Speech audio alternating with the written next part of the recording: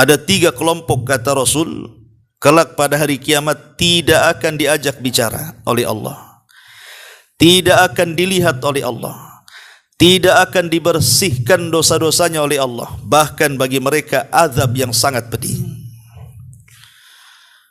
Dan Rasul mengucapkan seperti ini 3 kali. Sampai Abu Dzar Al-Ghifari radhiyallahu anhu mengatakan, khabu wa khasaru, sungguh rugi orang itu wahai Rasul. Siapa mereka? Bismillahirrahmanirrahim. Assalamualaikum warahmatullahi wabarakatuh.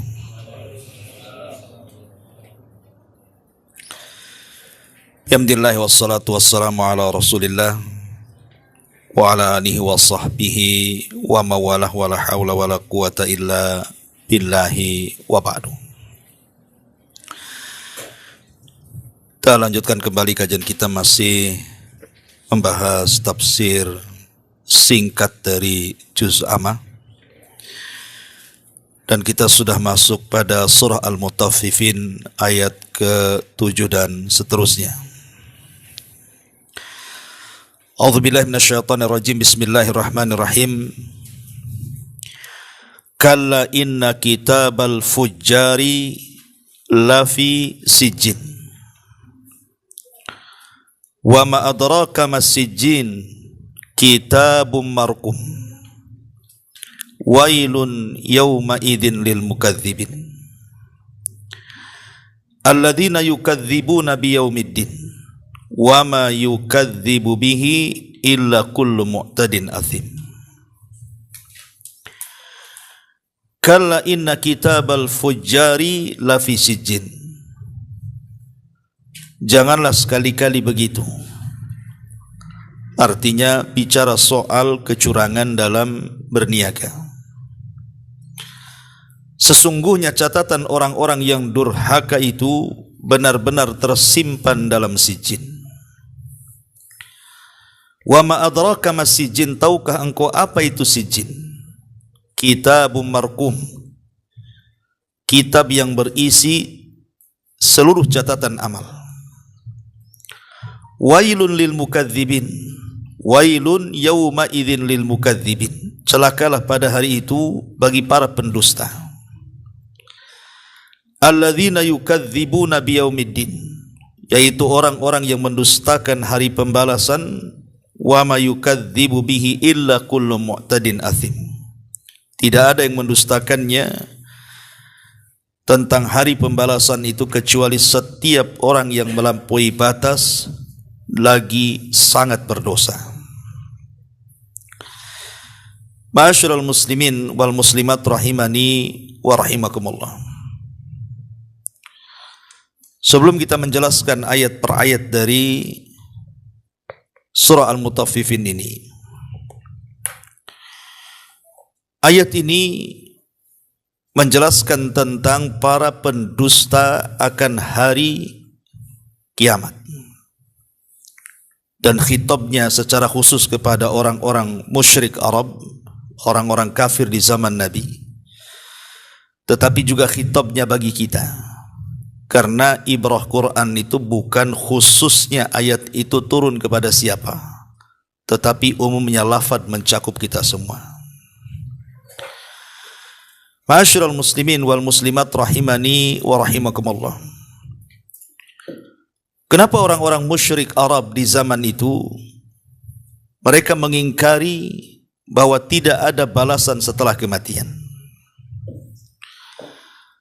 Yang pertama, disebutkan para ulama, karena beriman dengan hari akhir atau hari pembalasan itu bagi mereka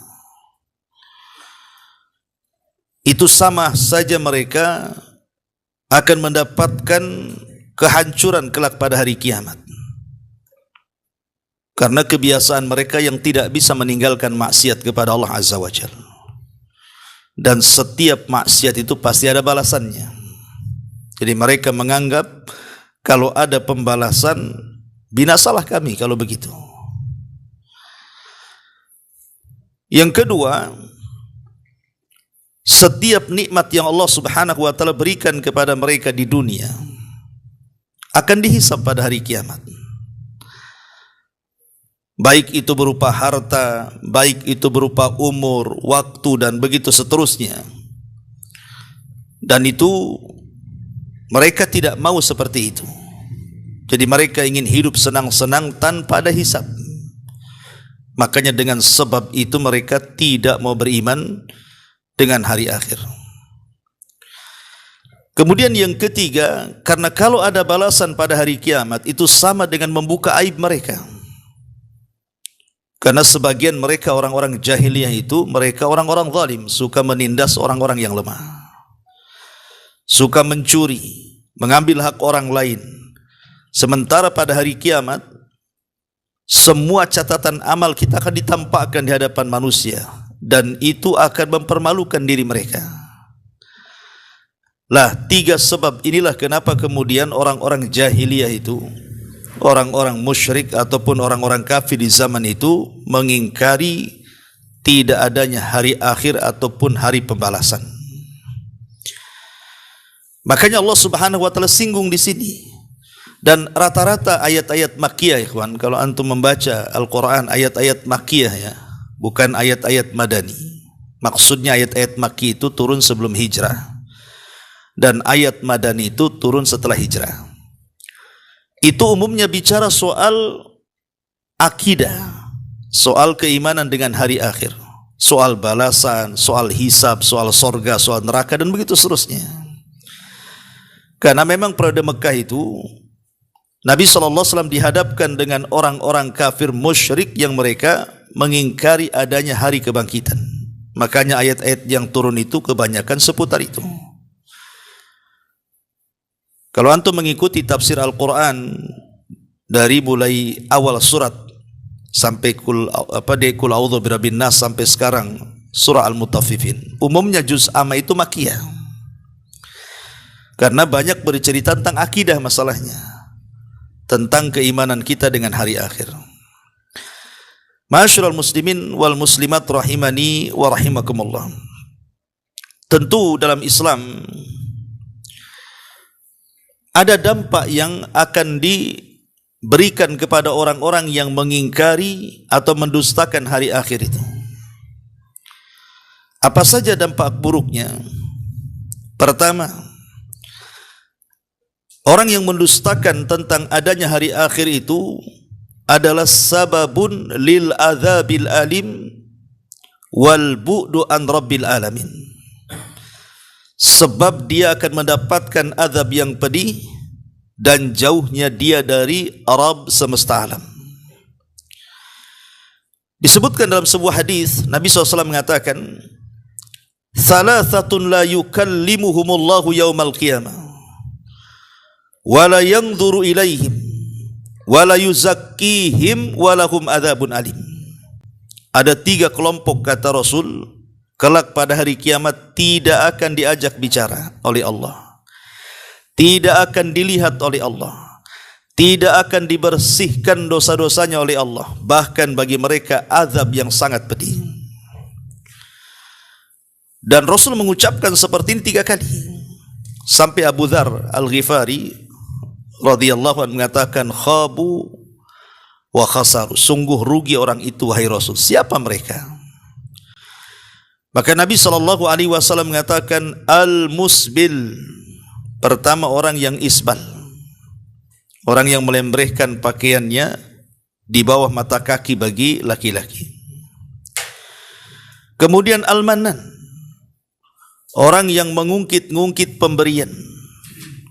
Kemudian al-munafiq sil'atahu bil halifil kadhib, orang-orang yang kemudian berani bersumpah dusta untuk melariskan dagangannya. Maka di sini ada kalimat al-kadhib, dusta untuk melariskan dagangannya. Artinya orang yang kemudian menipu orang untuk melariskan dagangannya, hakikatnya dia tidak yakin dengan kehidupan setelah kematian. Bahwa dengan berdusta itu sebenarnya ada balasan, tapi dia tidak takut dengan balasan itu, atau boleh jadi mengingkari soal balasan itu. Ini yang pertama.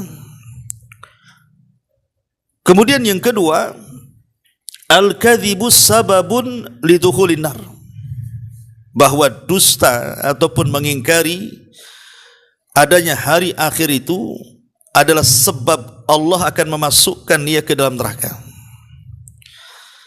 Kata Nabi sallallahu alaihi wasallam, ahlul jannati thalathatun, penduduk sorga itu ada 3 kelompok. Kemudian Nabi SAW mengatakan, begitu juga ahlun nar, juga ada 3 kelompok. Ketika Nabi SAW menyebutkan ahlun nar, salah satunya Rasul mengatakan al-kadzibu, dia berdusta atau mendustakan hari akhir. Ini juga menunjukkan bahwa orang yang mendustakan hari akhir itu sebab dia akan dimasukkan ke dalam neraka. Kemudian yang ketiga disebutkan para ulama, al-kadzibu sababun li hirmani sahibihi an yadkhulal jannah ma'a dakhilin, bahwa dusta itu sebab haramnya dia akan masuk ke dalam sorga bersama orang-orang yang masuk ke dalam sorga. Kata Nabi SAW, thalathatun la yadkhulunal jannah, 3 manusia tidak akan masuk ke dalam sorga. Kemudian Rasul mengatakan, asy-syaikhuz zani, orang tua yang berzina, wal imamul kadzab, dan imam yang berdusta, wal a'il al marhu, orang miskin kemudian dia sombong. Di sini ada kalimat al imamul kadzab, ada kalimat kadzab, pendusta di sini. Dan dusta di sini ya umum, mendustakan apa saja. Hakikatnya orang-orang yang melakukan dusta ataupun melakukan kezaliman dengan cara berdusta, dia tidak yakin bahwa dustanya itu akan ada balasan di akhirat. Makanya inilah kemudian Nabi SAW sampai menyebutkan 3 bahaya dalam hadis-hadis ini soal dusta. Artinya kalau dusta sesama kita saja sudah sedemikian rupa gini ya siksa dan azabnya, macam mana kalau dia berdusta atas nama Allah dengan cara mengingkari tidak adanya hari pembalasan setelah kematian? Tentu lebih besar lagi dosa orang yang berdusta ini. Ma'asyiral muslimin yang dimuliakan Allah Azza wa Jalla, baik, kita akan masuk kepada ayat yang kita baca di sini. Di sini Allah Subhanahu wa taala mengatakan, kalla inna kitabal fujjari lafi sijjin. Sesungguhnya Alkitab, kitab di sini ada yang mengartikan arwah. Maksudnya ruh-ruhnya orang-orang kafir. Ruh-ruhnya orang-orang yang kufur kepada Allah Azza wa Jalla ataupun orang-orang fajir, lafi sijjin, berada di sijjin. Kita akan bahas di sini kalimat al-fujur. Apa itu fujur dalam Quran itu? Sebagian para ulama tafsir tentunya ketika memaknai makna fujur ataupun fajir, dikatakan oleh para ulama tafsir di antaranya Al-Imam Al-Munawi rahimahullahu taala. Beliau mengatakan arti fujur adalah al-khuruj an ta'atillah. Dia keluar dari ketaatan kepada Allah Subhanahu wa taala.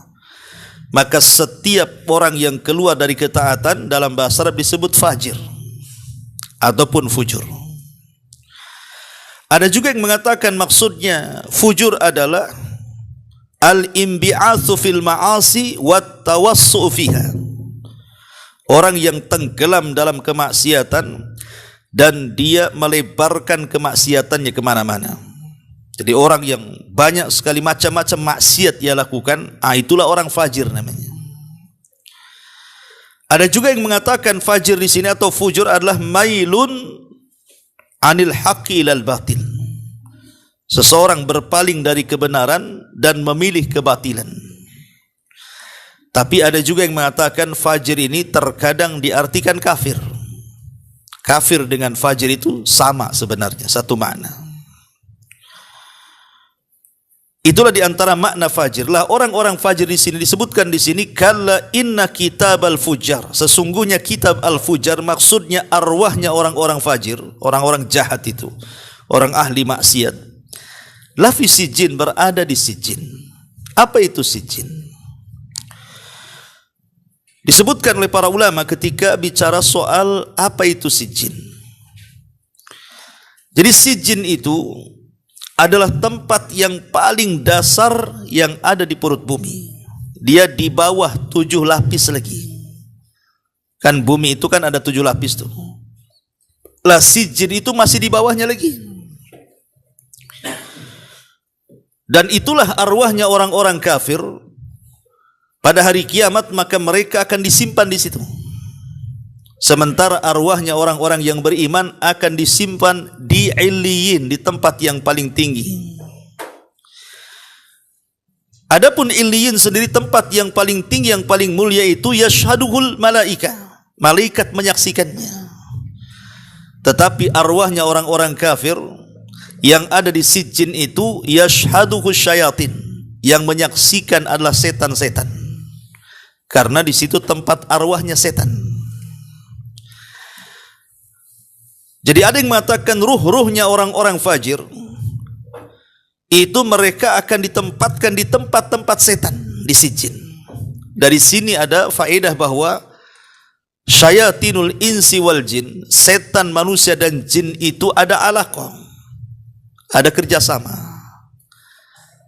Terkadang di dunia ini antara setan dari kalangan manusia dan setan dari kalangan jin itu ada kerjasama. Contohnya umpamanya dunia perdukunan.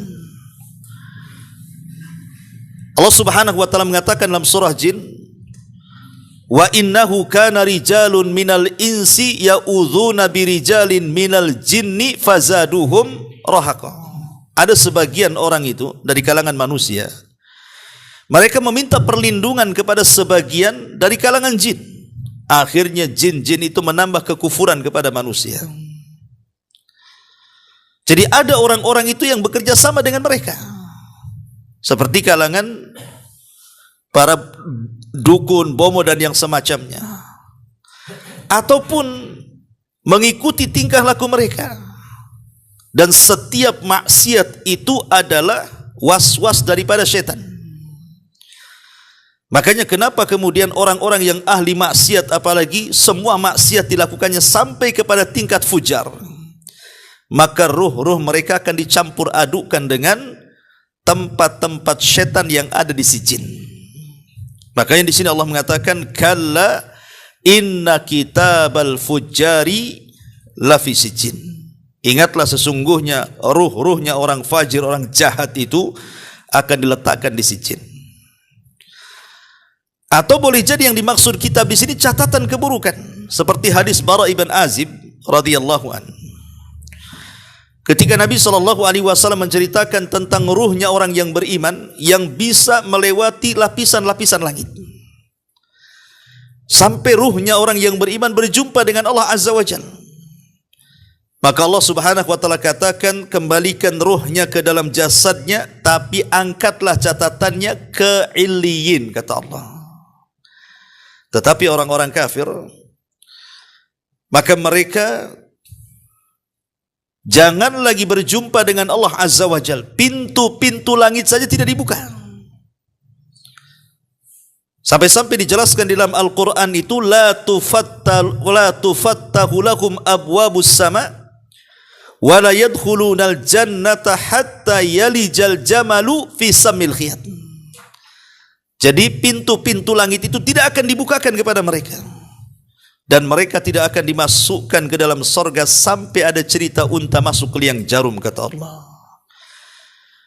Lalu dengan ruh itu bagaimana caranya? Allah katakan lemparkan ruh itu.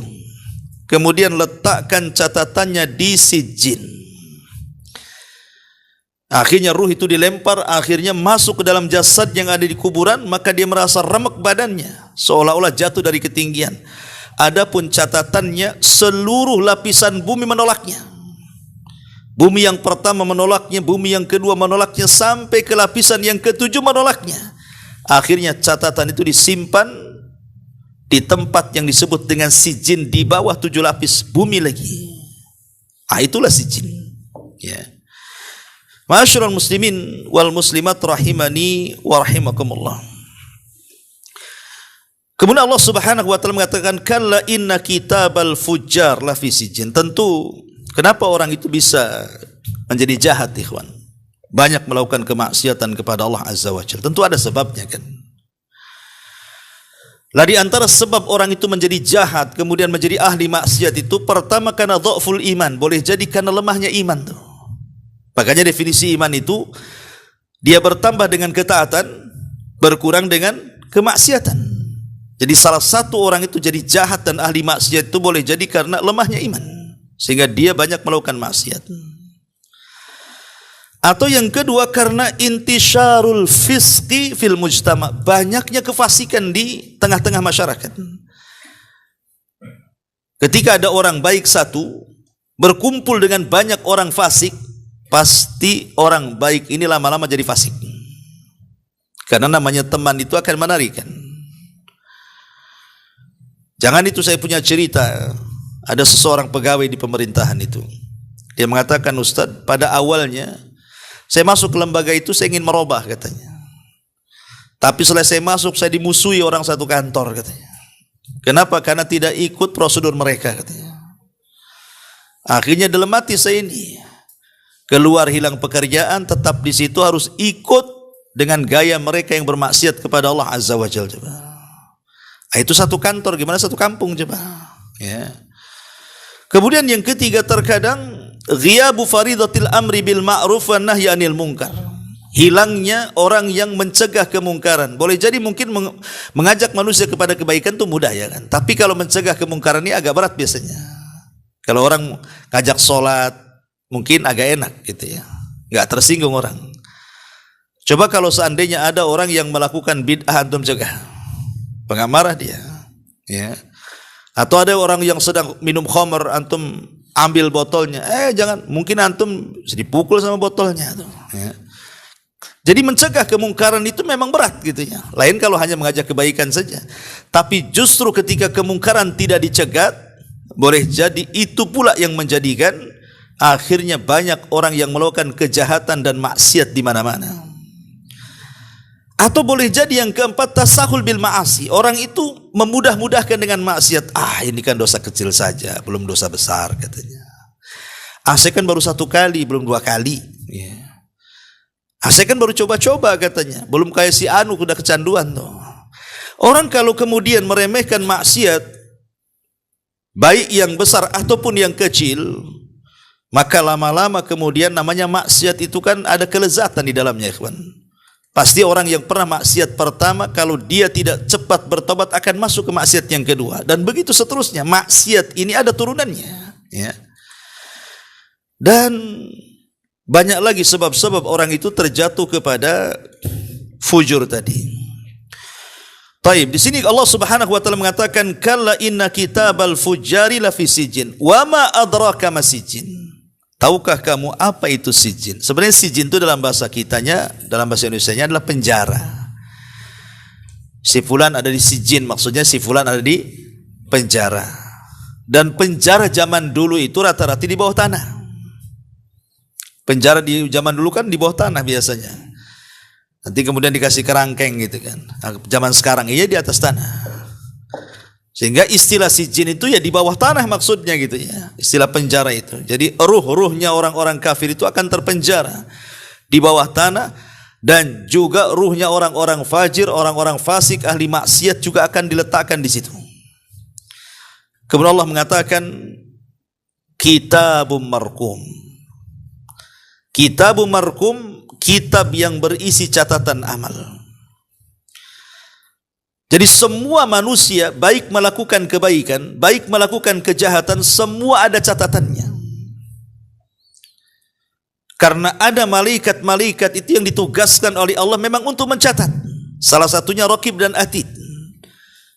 Itu mencatat segalanya, walaupun ada khilaf para ulama kan. Karena ucapan manusia itu kan terbagi 4 ya.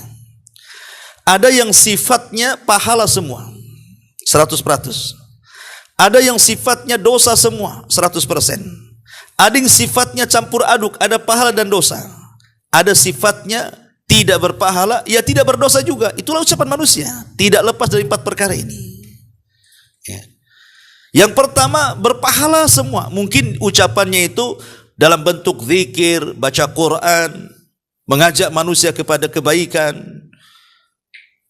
dan tidak mengeluarkan kata-kata kecuali yang santun dan begitu seterusnya. Maka ini 100% kebaikannya.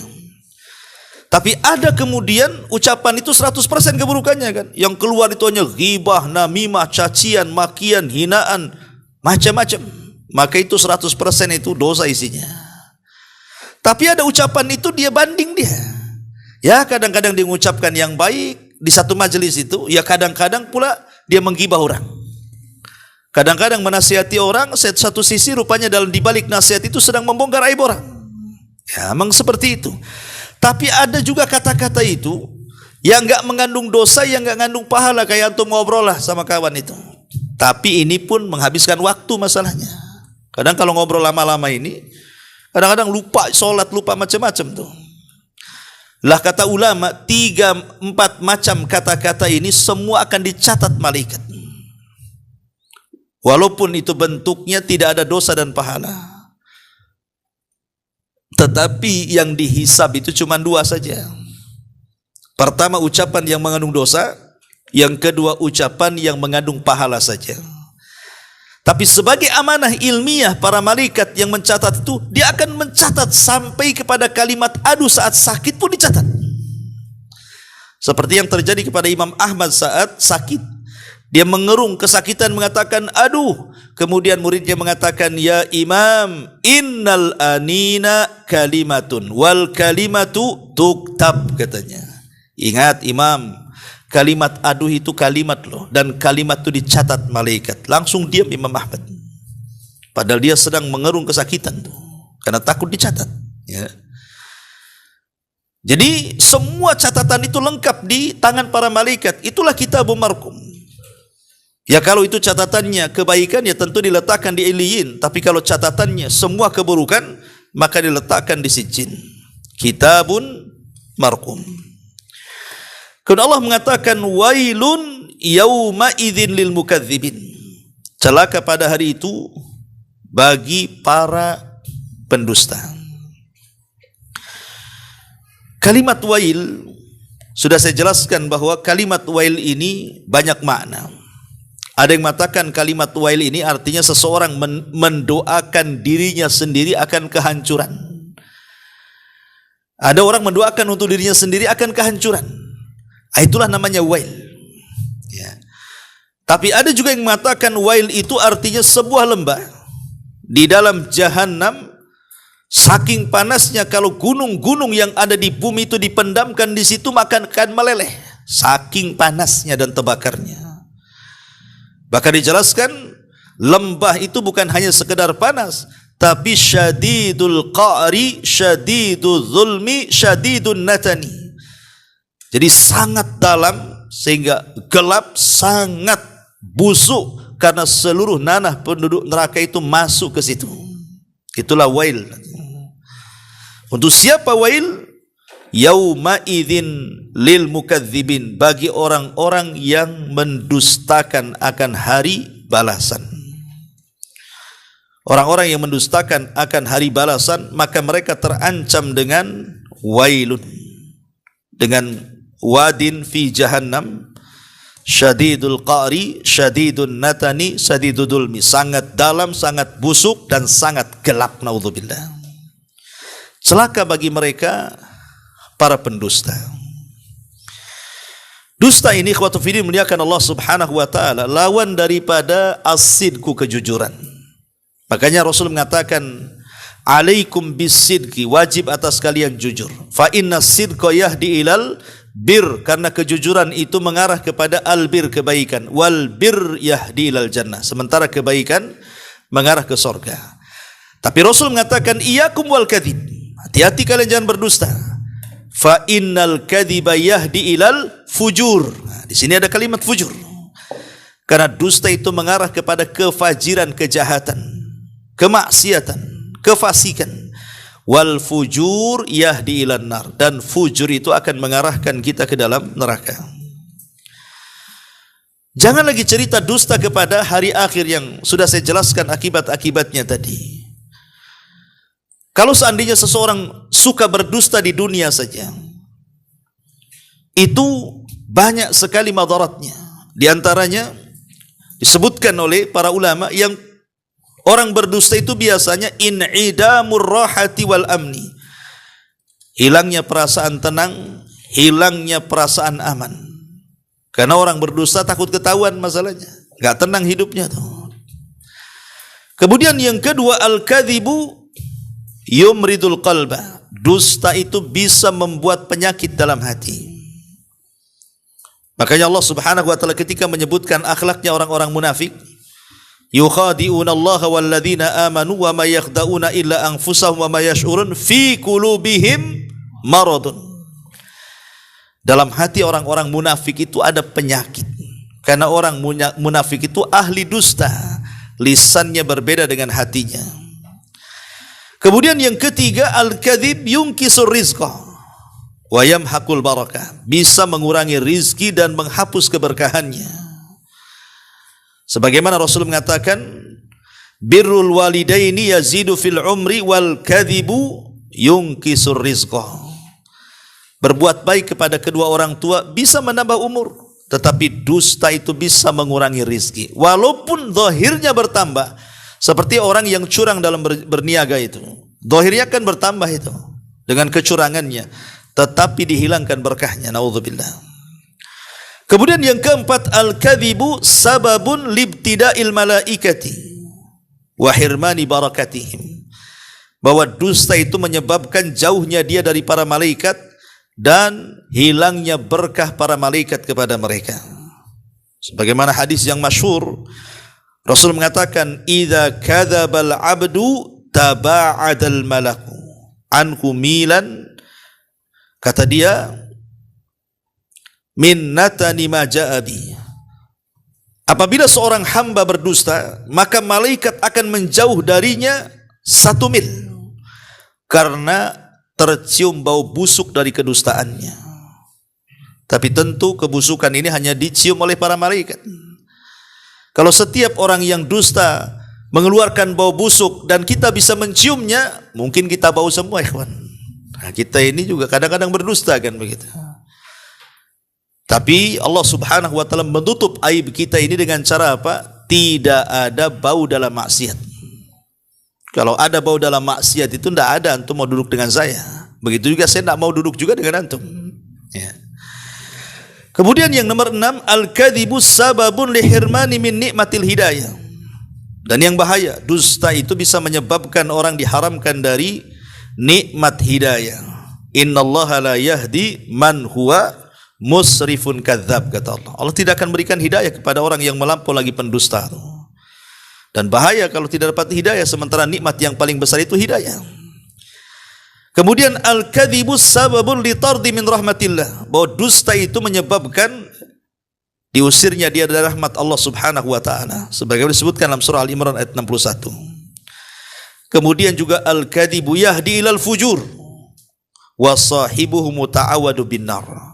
Bahwa dusta itu akan mengantarkan kepada al-fujur, orang jahat, kejahatan, dan pelakunya akan terancam dengan neraka. Ma'asyiral muslimin yang dimuliakan Allah Subhanahu wa taala. Ini di dunia ya, bicara soal umumnya dusta. Kalau umumnya dusta saja terancam dengan 8 perkara ini, macam mana orang yang mendustakan hari kebangkitan? Bahwa tidak ada hari kebangkitan, tidak ada hari balasan, tidak ada sorga, tidak ada neraka. Lebih kejam lagi dustanya, dan lebih besar lagi kemudian balasannya. Makanya lihat, ketika Nabi SAW bicara tentang azab kubur, ketika Nabi SAW diperlihatkan ada orang yang dimasukkan celurit di mulutnya, kemudian dirobek sampai tengkuknya. Kemudian ketika celurit itu diarahkan ke sebelah kirinya, hendak merobek sampai tengkuknya, di sini sudah sembuh lagi. Asih begitu saja dibolak-balik itu. Saya bayangkan sampai Rasul mengatakan kepada Jibril, "Ma hadza?" siksa apa orang ini kok kayak gini sekali? Maka kemudian Jibril alaihi salam atau malaikat yang lain menjelaskan kepada Nabi sallallahu alaihi wasallam, orang itu kenapa disiksa seperti itu? Karena fakadzabun yuhadditsu bil kadzbati.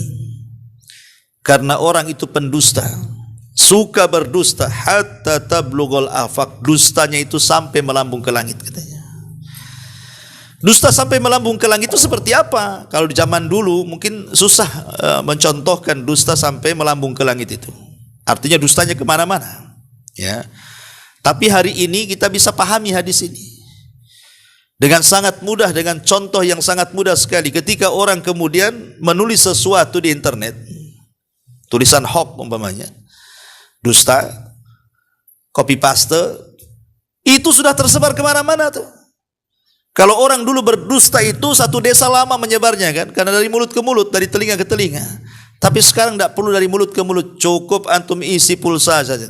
Itu sudah satu dunia tahu kedustaan antum. Itulah dusta sampai melambung ke langit itu. Ya.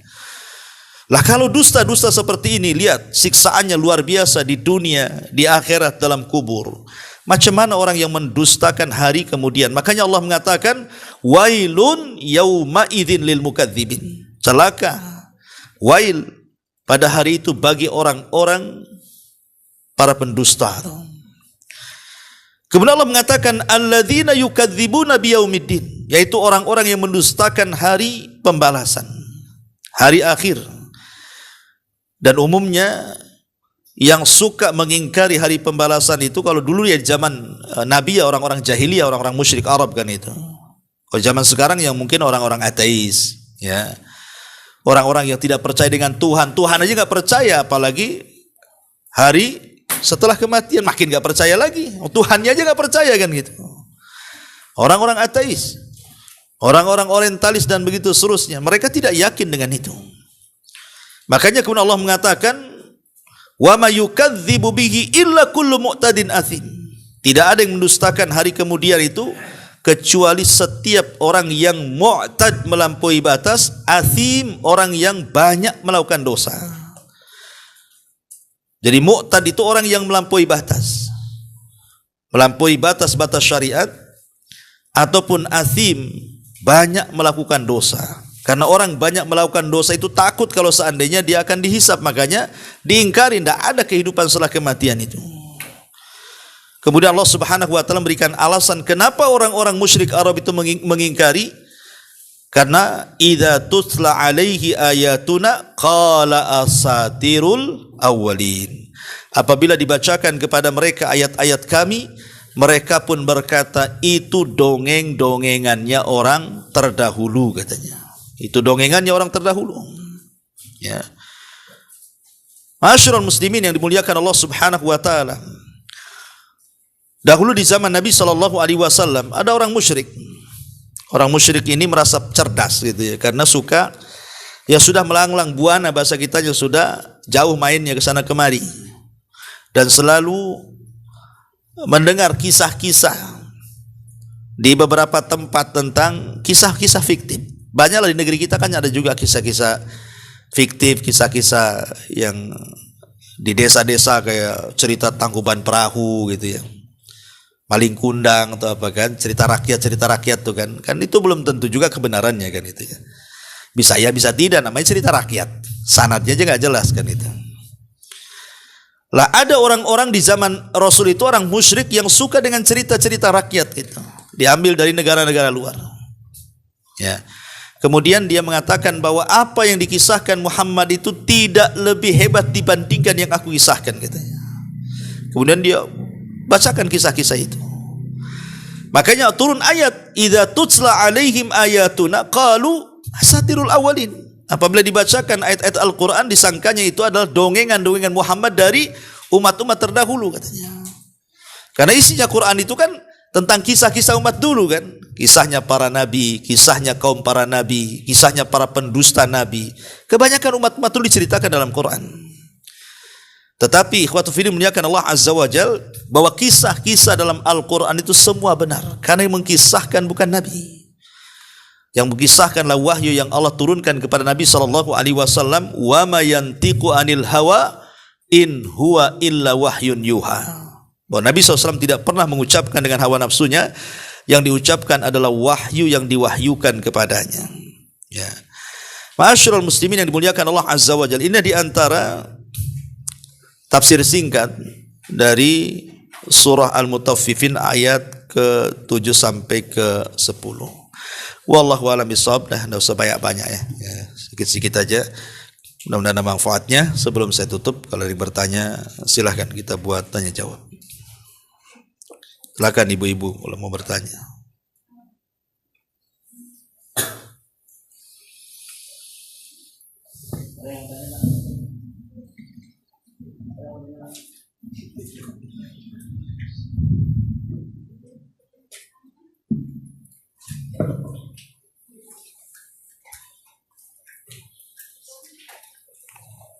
Ada tak dusta yang dibolehkan?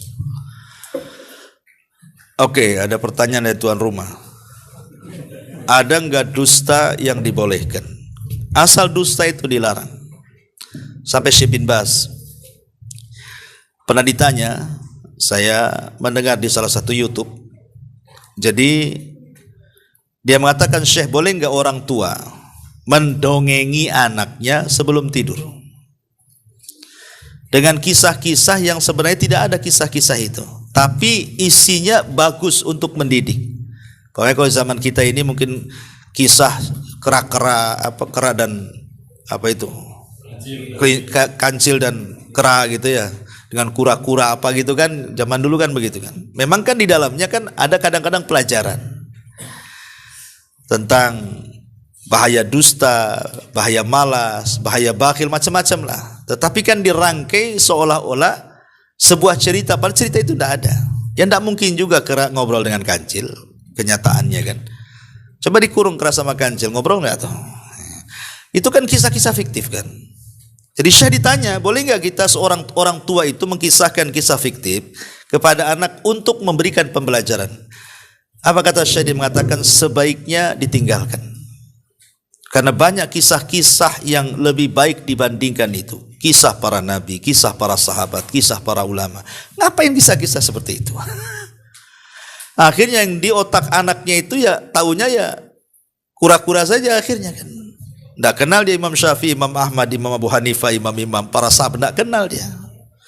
Sampai ada seorang saya bercerita, dia mengajar di satu kelas itu, di anak SMA. Ditanya, siapa di antara kalian yang tahu Abu Bakar?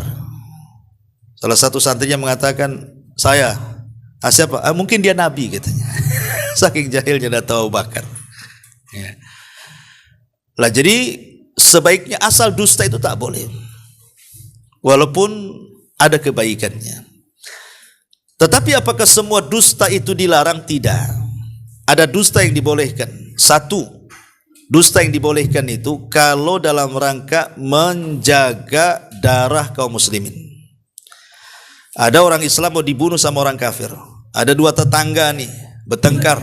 Yang satu kafir, yang satu mukmin. Bertengkar. Yang kafir ini sudah bawa golok gitu kan. Yang mukmin ketakutan, sembunyi di rumah antum. Kemudian dia nyari-nyari ke rumah antum itu, kata antum, tidak ada di sini. Padahal ada di dapur kan. Itu kan dusta juga. Boleh, karena untuk menjaga darah seorang muslim. Yang kedua dusta dalam rumah tangga. Tujuannya hanya untuk keharmonisan rumah tangga. Itu boleh berdusta dalam rumah tangga. Jadi intinya dusta untuk kemaslahatan. Karena ada juga dusta yang tersel dari rumah tangga.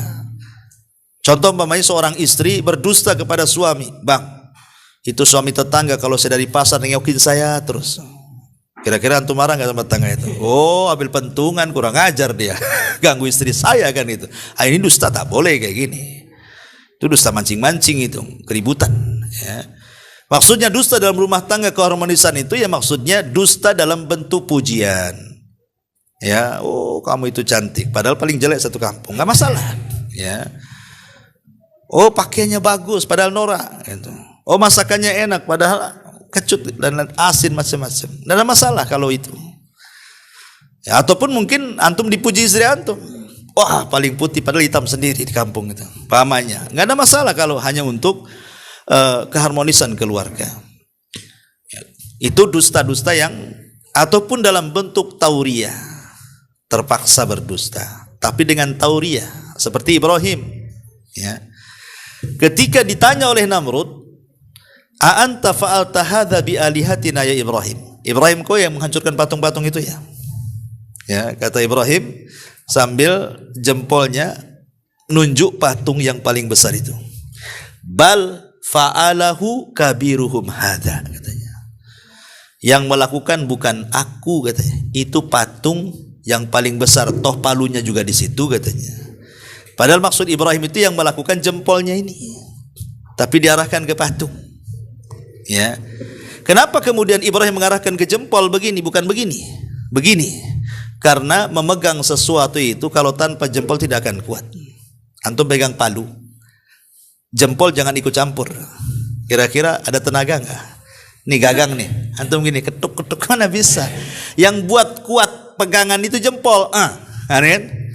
Ibrahim itu maksudnya jempolku yang melakukan, cuman diisyaratkan ke patung. Itu namanya tauriah. Atau di zaman Imam Ahmad, ketika banyak para ulama tidak sanggup untuk menghadapi fitnah khalqil Quran. Pokoknya siapa yang mengatakan Quran makhluk masuk penjara, bahkan sampai dibunuh. Seperti Al-Buaiti, imam kawannya Imam Syafi'i, mati di penjara. Muhammad ibn Nuh mati di penjara. Banyak mati di penjara itu. Ya. Lah ada ulama-ulama yang tahan dengan siksaan penguasa. Khalifah Ma'mun tidak tahan dia. Terpaksa dia berdusta dengan cara tauriah. Dia mengatakan Suhuf, Taurat, Injil, Zabur, Quran makhluk. Maksudnya makhluk tangannya, gitu maksudnya. Bukan ke kitab-kitab itu. Itu namanya tauriah namanya. Ya. Lah kalau berdusta berarti enggak ada masalah. Karena memang kondisinya juga memang diperlukan untuk berdusta kan begitu. Tapi dengan cara tauriah. Jadi tidak semua dusta itu dilarang. Ada juga dusta-dusta yang dibolehkan. Itu disebutkan Imam Nawawi dalam kitab Riyadhus Shalihin. Ya, wallahu a'lam.